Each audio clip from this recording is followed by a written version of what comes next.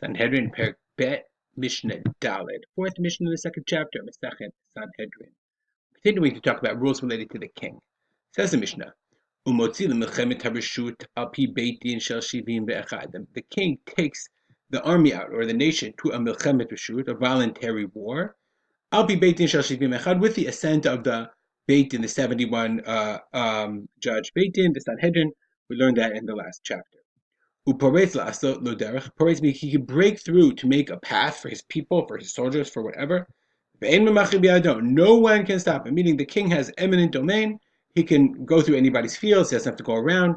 He can do whatever he wants. Ein memachir bi'ado. No one can be moche, can protest. Derech hamelech ein lo shiur. And the path of the king has no minimum or maximum width. However much the king needs. That's what's called eminent domain. He takes whatever he wants. B'chol ha'am, in the war, b'chol ha'am bozizin, everyone takes booty, everyone takes plunders, benotnim lefanav, and they put it in front of the king. Unotel chelik barosh, and then he takes his portion first. He not only takes first, notel mechza mikol habiza, the king takes half, 50% of the plunder of the war, and then everybody divides up the rest. Okay, now what we're gonna learn now is based on, this is from the laws of the Melech. Many of them come from Devarim, chapter Yud Zayin, 17. Okay, so the Torah says that when you come to the land, you're going to say, I want a king. So you should place the king. Lo tuchal letet alecha ish nachri. He can't be a non-Jew. So then there's some rules about the king having. How do you prevent a king from becoming too powerful? Rak lo yarbelo susim. He can't have too many horses. So that velo yashiv et amitraim alaman habot susi. God doesn't want him going back to Egypt, where that was like the horse capital. Velo yarben lo nashim. Let's move it up. He should not have too many wives. Velo yasur levavo. That his heart not turn away. What's gonna hinge on is, can he not have too many wives so that his heart not turn away, or he can't have too many wives and his heart shouldn't turn away. The kesef is lo yarben lamod. He can't have too much money. Okay. When he sits on his throne of monarchy, he should write a copy of this law on a book. And it should be with him, and he should read it all the days of his life. So now we're going to go through these psukim and understand what it means. Lo yarbeh lo nashim el shmona esrei.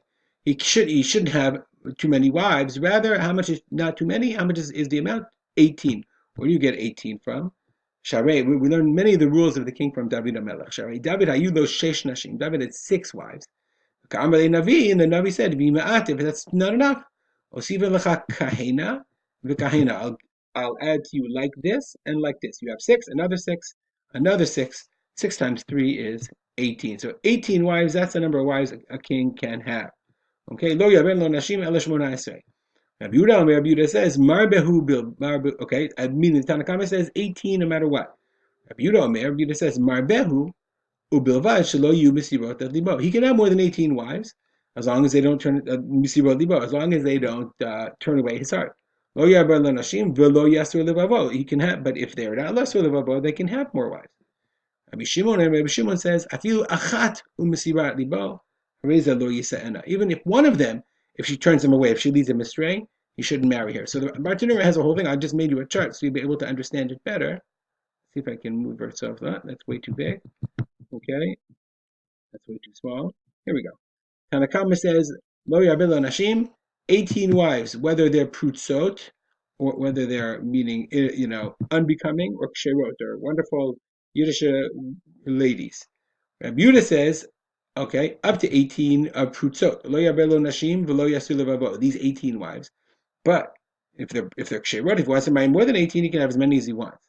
Rabbi Shimon says, even one, you can't have prutzot, but you can have up to 18 kosher wives. More than that, it's a yasur levavo, even if they're ksherot. That's the 3-way machloket. Okay? Imken, so if there's, that Rabbi Shimon says, even one mesirat libo lo yisa'enu. Imken lama ne'emar lo yarbeh lo nashim. Why does it say he can't have too many wives? Meaning, if he can't even marry one wife, that's not appropriate. Then why lo yarbeh lo? Afilu ka'avigail, even as pure and as kshera as Avigal. If you got 18, no more. Lo yarbeh lo susim. How many? You should not have lo yarbeh lo susim to have many. You have to have too many horses. As much as he needs for his cavalry. And it shouldn't have too much gold and silver. Ella kidei litain aspanya, afsanya. And after that, for afsanya, which is schar chelot anichasim yotzim mimo, he has to have enough money for his militias. But more than that, he shouldn't try to accumulate too much wealth.